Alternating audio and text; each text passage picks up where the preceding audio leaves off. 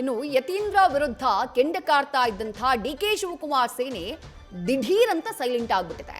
CLP ಸಭೆಗೂ ಮುನ್ನವೇ ಬೆಂಬಲಿಗರಿಗೆ ಸಮಾಧಾನ ಮಾಡುವಂತಹ ಕೆಲಸವನ್ನ ಡಿಸಿಎಂ ಡಿಕೆ ಶಿವಕುಮಾರ್ ಅವರು ಮಾಡಿದ್ರು.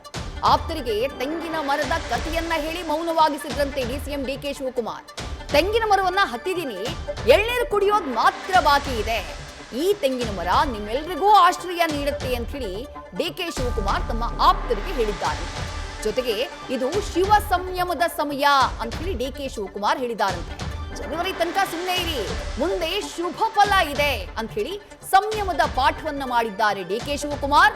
ಅವ್ರ ಮಾತನ್ನ ಕೇಳಿ ಶಿವ ಸೈನ್ಯ ಮೌನಕ್ಕೆ ಶರಣಾಗಿದೆ ಅಂತ ಹೇಳಲಾಗ್ತಾ ಇದೆ. ಮತ್ತಷ್ಟು ಡೀಟೇಲ್ಸ್ ನಮ್ಮ ಪ್ರತಿನಿಧಿ ಶಿವಪ್ರಸಾದ್ ನೀಡ್ತಾ ಹೋಗ್ತಾರೆ. ಶಿವಪ್ರಸಾದ್, ನಿನ್ನೆಯ ಸಿಎಲ್ಪಿ ಸಭೆಯಲ್ಲಿ ಯತೀಂದ್ರ ಸಿದ್ದರಾಮಯ್ಯ ಹೊತ್ತಿಸಿದಂತಹ ಕಿಡಿ ಜ್ವಾಲಾಮುಖಿಯಾಗ್ಬಿಡುತ್ತೆ ಅನ್ನುವಂಥ ನಿರೀಕ್ಷೆ ಇತ್ತು. ಹಾಗಾಗ್ಲೇ ಇಲ್ಲ, ಯಾವುದೇ ರೀತಿಯಾದಂತಹ ಪ್ರಸ್ತಾಪವೇ ಆಗ್ಲಿಲ್ಲ.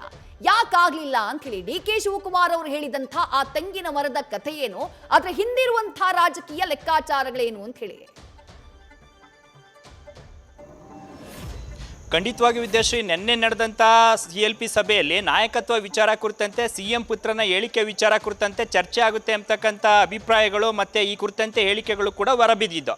ಯಾವಾಗ DCM DK ಶಿವಕುಮಾರ್ ಅವರನ್ನು ಅವರ ಆಪ್ತ ನಡೆಸಿದ್ರು ಆ ಸಂದರ್ಭದಲ್ಲಿ ಯಾರು ಈ ವಿಚಾರವನ್ನ ಪ್ರಸ್ತಾಪ ಮಾಡಬಾರ್ದು.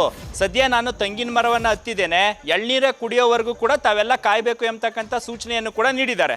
ಆ ನಂತರ ಯಾರ್ಯಾರು ನನ್ನ ಪರವಾಗಿ ನಿಂತಿದ್ದೀರಾ, ನಾಯಕತ್ವ ವಿಚಾರ ಕುರಿತಂತೆ ನನಗಾಗಿ ಅಸಂಖ್ಯಾತ ಕಾರ್ಯಕರ್ತರಿರ್ಬೋದು, ಶಾಸಕರಿರ್ಬೋದು, ನನ್ನ ಪರವಾಗಿದ್ದೀರಾ, ಅವರ ಪಾಲಿಗೆ ನಾನು ಕಲ್ಪವೃಕ್ಷವಾಗ್ತೇನೆ, ತಮ್ಮೆಲ್ಲರಿಗೂ ಕೂಡ ಆಶ್ರಯ ನೀಡ್ತೇನೆ ಎಂಬತಕ್ಕಂಥ ಭರವಸೆಯನ್ನು ಕೂಡ ನೀಡಿದರು.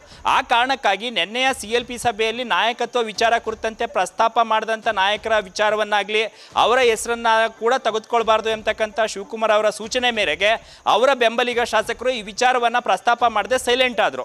ಇನ್ನು ಸದ್ಯ ಈಗ ನಾಯಕತ್ವ ವಿಚಾರ ಕುರಿತಂತೆ ಏನು ಚರ್ಚೆ ನಡೀತಾ ಇದೆ, ಈ ಸಂದರ್ಭದಲ್ಲಿ ಬೆಳಗಾವಿ ಅಧಿವೇಶನದಲ್ಲಿ ಯಾರು ಕೂಡ ಪ್ರಸ್ತಾಪ ಮಾಡಬಾರ್ದು ಎಂಬತಕ್ಕಂಥ ಸಂಯಮದ ಪಾಠವನ್ನು ಕೂಡ ತಮ್ಮ ಬೆಂಬಲಿಗರಿಗೆ ನೀಡಿದ್ದಾರೆ ಎಂಬತಕ್ಕಂಥ ಮಾಹಿತಿ ಲಭ್ಯವಾಗ್ತಾ ಇದೆ. ಆ ಕಾರಣಕ್ಕಾಗಿ ನಿನ್ನೆ ಏನು ಇದಕ್ಕೆ ವ್ಯತಿರಿಕ್ತವಾಗಿ ನಾಯಕತ್ವ ವಿಚಾರ ಕುರಿತಂತೆ ಪ್ರಸ್ತಾಪ ಮಾಡಿದವರಿಗೆ ತಿರುಗೇಟು ನೀಡಿದಂಥ ಶಾಸಕರುಗಳು ಇವತ್ತು ಯಾರು ಕೂಡ ಯಾರ ಪರವಾಗಿ ವಿರುದ್ಧವಾಗಿ ಹೇಳಿಕೆಯನ್ನ ನೀಡದೆ DCM DK ಶಿವಕುಮಾರ್ ಅವರ ಸೂಚನೆಯನ್ನ ಪಾಲಿಸ್ತಾ ಇದ್ದಾರೆ.